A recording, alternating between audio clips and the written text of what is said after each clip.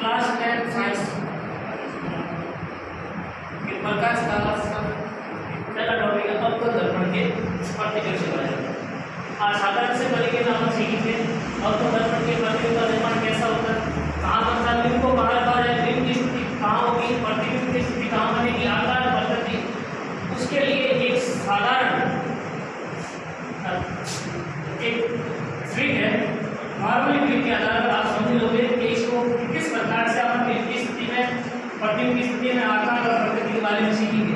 क्योंकि अधिकतर बच्चों को क्या होता है, प्रॉब्लम आती है, 6 प्रतिबिंब का निर्माण करना पड़ता है और 6 की स्थिति को कहाँ रखा जाए, तो उसके साधारण आसान तरीके के साथ अपन आज सीखेंगे। इसमें फर्स्ट प्रतिबिंब की स्थिति कहाँ रखी गई, ये है बिंब की स्थिति।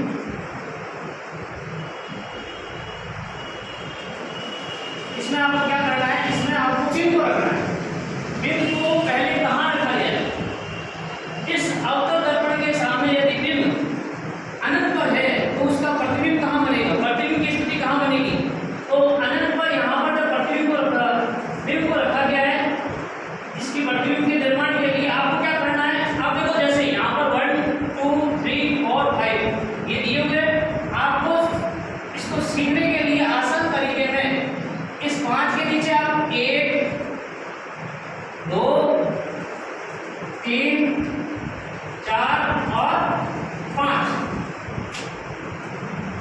ये है, ये जो नीचे लिखी हुई संख्या है ये आपको बताएगी प्रतिबिंब की स्थिति के बारे में कि आपका बिंब कहाँ रखा गया, उसका प्रतिबिंब कहाँ बनेगा, उस प्रतिबिंब की स्थिति के बारे में ये नीचे वाली जो संख्या बता रही है आपको।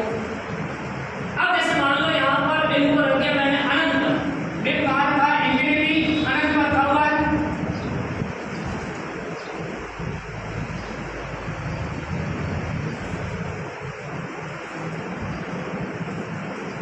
अनंत पर बिंब है, अनंत पर बिंब है तो उसका प्रतिबिंब कहाँ बनेगा। अब प्रतिबिंब आपको देखो अनंत पर यहाँ पर एक स्थिति पर बिंब रखा गया है तो प्रतिबिंब कहाँ पर है, यहाँ पर। इसका मतलब आपको अवतल दर्पण पर ये चीजें क्या दर्शाते हैं, इसको आपको यहाँ पर ये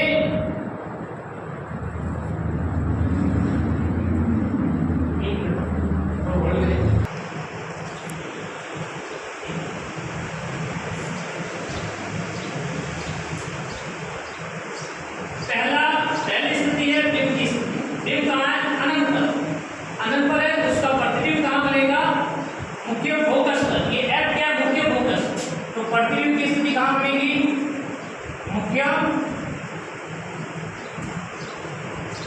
फोकस पर। ये पहली, ये बिंब को कहाँ रखा गया, बिंब को रखा गया अनंत पर तो उसका प्रतिबिंब कहाँ बना, मुख्य फोकस पर। दूसरा C से परे अनंत और C के बीच में, यानी C से परे ये रखा हुआ है, C से परे, तो C से परे बिंब है तो प्रतिबिंब की स्थिति कहाँ बनेगी, 2 नंबर का ये F और C के मध्य, F व C के मध्य। तीसरी स्थिति है बिंब कहाँ है, C यानी वक्रता केंद्र पर, C पर बिंब की स्थिति C पर है। अब आपको देखना है कि हमारा प्रतिबिंब कहाँ बनेगा, तो प्रतिबिंब देखो 3 नंबर पर यहाँ पर बिंब खड़ा है तो प्रतिबिंब कहाँ बना है, प्रतिबिंब की स्थिति 3 पर है, तो यानी कि C पर अगर बिंब की स्थिति वक्रता केंद्र पर है तो उसका प्रतिबिंब भी कहाँ बनेगा, वक्रता केंद्र पर। आपके बोर्ड एग्जाम में 1 नंबर का भी आ सकता है, 3 नंबर का भी क्वेश्चन आता है, लेकिन कई बच्चों को वहां पर दिक्कत आती है कि बिंब की स्थिति क्या दी हुई है, बिंब की स्थिति हुई, इसका प्रतिबिंब कहाँ बनेगा, आकार कैसा बनेगा, पद्धति कैसे बनेगी। तो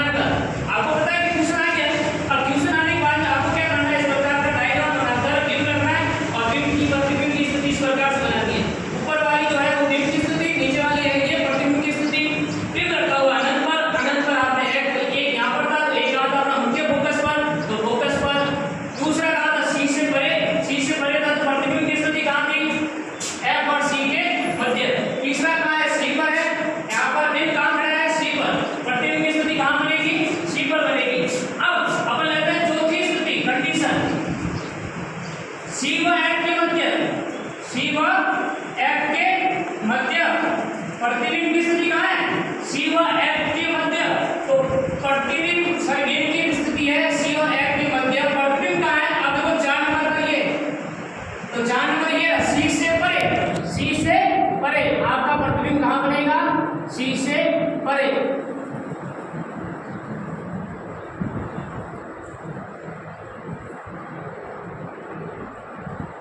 ये प्रतिबिंब बन गया, आपकी प्रतिबिंब की स्थिति आ गई सी से परे। अब पांचवी कंडीशन है, ये बिंब कहाँ पड़ा है? मुख्य फोकस पर, एफ पर। पांचवी के अंदर ये हमारा है बिंब जो है, बिंब की स्थिति है एफ पर है, एफ पर है। प्रतिबिंब कहाँ बनेगा? प्रतिबिंब बनेगा अनंत पर। कहाँ बनेगा? अनंत पर। तो ये आपको इसके बिंब की स्थिति और प्रतिबिंब की स्थिति के बारे में पता चल गया। अब आपको इसमें पता लगाना है कि आकार कैसा होगा और ना ऑप्शन चुनियो।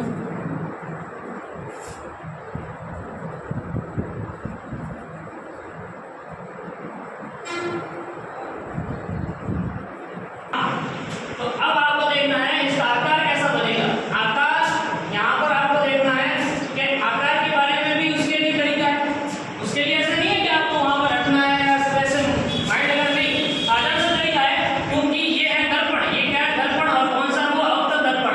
जब अवतल दर्पण से अगर प्रतिबिंब अवतल दर्पण के पास में, प्रतिबिंब अवतल दर्पण के जितना पास में होगा, सबसे पहले वो छोटा होगा। कैसा होगा? छोटा होगा, बिंदुवत होगा। आपका पहले कंडीशन देखो, बिंब का है, बिंब अनंत पर है, प्रतिबिंब कहाँ बना है? प्रतिबिंब मुख्य फोकस पर। तो ये यहाँ से स्टार्ट करो आप, ये आप पहले यहाँ से प्रतिबिंब को हटा दो, प्रतिबिंब की स्थिति को हटा दो। आपको पता चल गया है कि प्रतिबिंब की स्थिति है, यहाँ पर लिखा हूँ मैं V, प्रतिबिंब की स्थिति है V। अब यहाँ पर क्या करो आप, यहाँ पर साधारण से तरीके में ये सबसे पहले प्रतिबिंब जो है हमारे दर्पण के पास में है, प्रतिबिंब की स्थिति दर्पण के पास में कैसा बनेगा? बिंदुवत। बिंदुवत के बाद में छोटा, धीरे धीरे जैसे जैसे प्रतिबिंब पीछे जाएगा और बिंब आगे आएगा, उसका प्रतिबिंब का आकार बढ़ता होगा। अब प्रतिबिंब, अब देखो बिंब कहाँ है? बिंब है सी से परे। तो सी से परे है तो आपका प्रतिबिंब की स्थिति कहाँ बनी? एफ और सी के मध्य कैसा बना? छोटा। अब देखो वस्तु को कहाँ रखा गया है? सी पर। सी पर यानी कि वस्तु भी सी पर है, उसका प्रतिबिंब भी सी पर है। तो आकार कैसा होगा? बराबर। आकार कैसा होगा? बराबर। अब नेक्स्ट, ये सी और एफ के मध्य बिंब को रखा गया है। प्रतिबिंब कहाँ बना है? सी से परे, एफ सी से परे बना है। तो कैसा आ गया? बिंदुवत, छोटा, बराबर। अब क्या आएगा? बड़ा और अत्यधिक बड़ा, यानी कि अपन कह सकते हैं विवर्धित, अत्यधिक बड़ा। तो इसमें आपको इस ट्रिक के माध्यम से आपको ये पता चल गया है कि आकार इसका कैसा बनेगा। आकार पहली में बनेगा, आकार यहाँ पर बिंदुवत, आपने बिंदुवत लिख दिया क्योंकि एग्जाम के अंदर ये भी आ सकता है कि अवतल दर्पण पर जो वस्तु को अनंत पर रखा गया है तो उसके आकार और उसकी प्रतिबिंब की स्थिति और प्रकृति के बारे में बताइए। तो आपने ये डायग्राम बनाकर आपने ये देख लिया है कि प्रतिबिंब कहाँ पर है, बिंब की स्थिति कहाँ? अनंत पर है। प्रतिबिंब कहाँ बना? मुख्य फोकस पर। और आकार कैसा बना इसका? बिंदुवत। आकार इसका बिंदुवत और छोटा। दूसरे का कैसा बना? छोटा बना, बराबर, बड़ा, अत्यधिक बड़ा। तो ये आपको कुछ प्रॉब्लम है इसमें। इस ट्रिक के माध्यम से आपने तीन चीजें सीख ली है, बिंब की स्थिति, प्रतिबिंब की स्थिति और आकार की स्थिति के बारे में। अब हमारे लास्ट में है ये प्रकृति। प्रकृति कैसे होगी? प्रकृति के आधार पर आपको पता है क्या, जब भी दो प्रकार के प्रतिबिंब बनते हैं, एक बनता है वास्तविक, एक ऐसा बनता है वास्तविक। एक प्रतिबिंब होगा वास्तविक होगा और एक प्रतिबिंब जो है वास्तविक होगा और एक प्रतिबिंब बनेगा आपका आभासी। एक ऐसा बनेगा आभासी और एक बनेगा वास्तविक। वास्तविक हमेशा कैसा होता है? उल्टा। और आभासी कैसा होता है? सीधा। आभासी कैसा होता है? सीधा। अब देखो कई बच्चे इसमें भी कंफ्यूजन हो जाते हैं कि आभासी सीधा बनेगा या वास्तविक सीधा बनेगा। तो कोई प्रॉब्लम नहीं है, इसको नॉर्मली समझने के लिए आप देखो आभासी, आभासी सीधा है, पीछा है आभासी का। आपका कैसा है? सीधा है। तो यहाँ पर आपको इसमें आभासी और सीधा पहचान हो गई है कि आभासी और सीधा बनेगा, वास्तविक और उल्टा बनेगा। लेकिन हमें ये कैसे पता लगाएं कि ये जो बनने वाले प्रतिबिंब हमारे वास्तविक होंगे या आभासी? तो दर्पण के सामने जो भी प्रतिबिंब बनते हैं, दर्पण के सामने वो हमारे